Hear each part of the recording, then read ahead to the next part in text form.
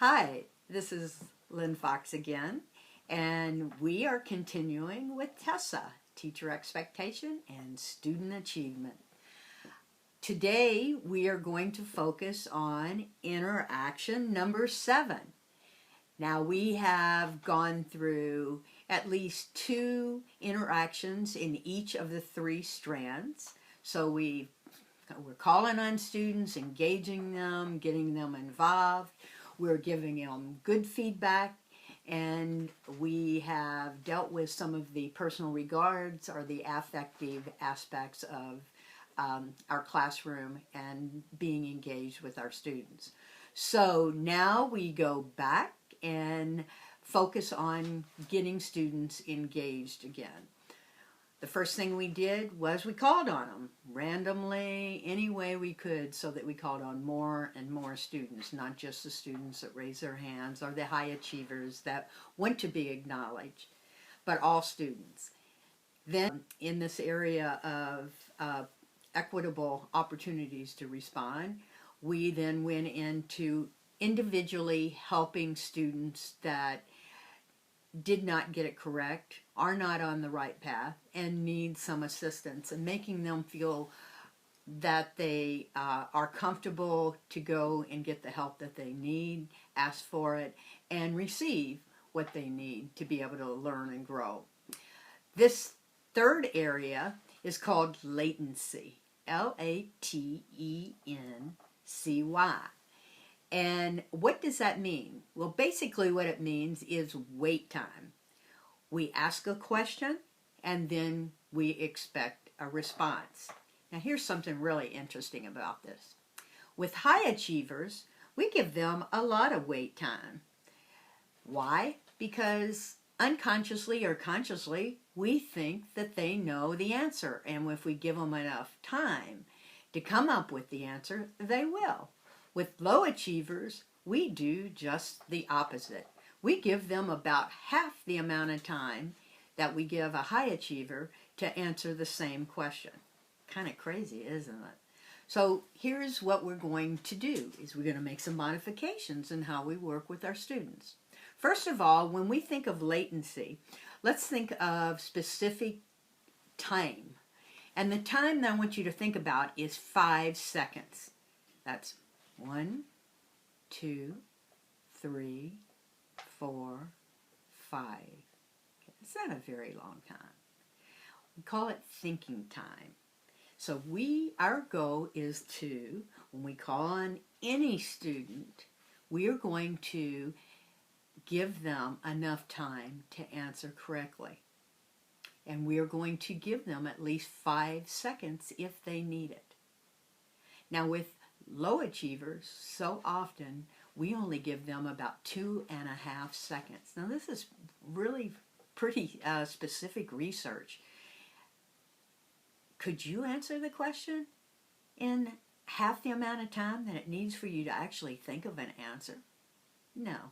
So what we're doing is giving them equal opportunity. So what are some things that you can do? Well, one of the things you can do is just what I did. You ask a question, and in your mind, you count to 5 seconds, and then you expect an answer. One of the things that I do often is I call on a student before I ask a question, and just doing that, it preps them, and then I give the question, and then many times I repeat the question, and that gives at least 5 seconds of time for thinking. Another thing that I do to help all my students be able to get the answer is I will either show a visual, and if you look at Make a Difference in a Day handbook, you will see that everything that we talked about, we have a visual on one side, a graphic, and on the other side we have the text. Very important for all students, because some students are definitely visual and others are auditory and some are very tactile. So you're dealing with different modalities. So that gives you a little extra punch. Another thing that you can do is to come up with creative ways to fill in that wait time, because sometimes it is, everybody gets a little anxious. Well, in reality they don't, but we do.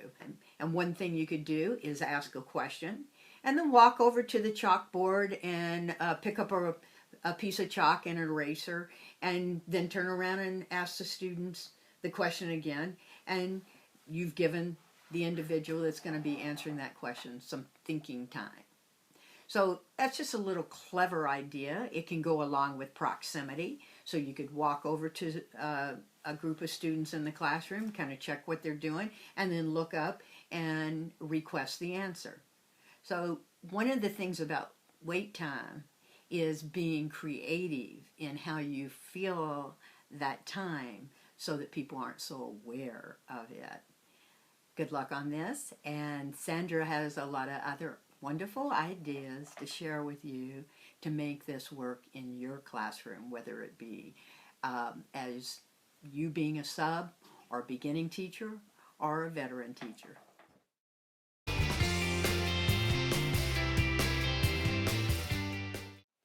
Talking about latency is really one of the things that I think is very challenging for teachers. And it's challenging because regular teachers feel pressured to get through material. And so stopping and doing some of the things that Dr. Fox suggested sometimes is difficult, but it can be done if you stay aware. So some of the things that Dr. Fox has already mentioned, but I think I'd like to talk a little bit about it, is either rephrasing the question, which means asking the student, can you put this into your own words? As you know, in terms of can they demonstrate they understand the idea, and encourage them to do that. Then you could ask, could you restate what the 3 important parts of whatever it is that you're asking to begin with? Another thing you can do, you're going to say, okay, before you raise your hands, after I ask this question, you need to wait 5 seconds. And you need to stop. Remind yourself as a teacher to stop. The other thing is to use think, pair, share. We've referred to it in previous tapes, but because the students are in pairs and because they've been instructed to think alone and then talk it over with a partner, it changes the whole dynamic. And again, remember the low stakes, the less pressure, because if a student is put on the spot, they go blank. Everyone is that way. So this helps in general. I'd like to point out in our book on page 137 and 138, under lesson delivery strategies, we have ways to ask questions that generally will help students' comprehension, but it will also help you, remind you that the wait time is an important piece. One of the things you want to do when you're asking a question is to check their prior knowledge, and that's very legitimate. You want to ask students and bring them back, and here's your wait time is important, what are the key ideas, and asking them to retell the key ideas.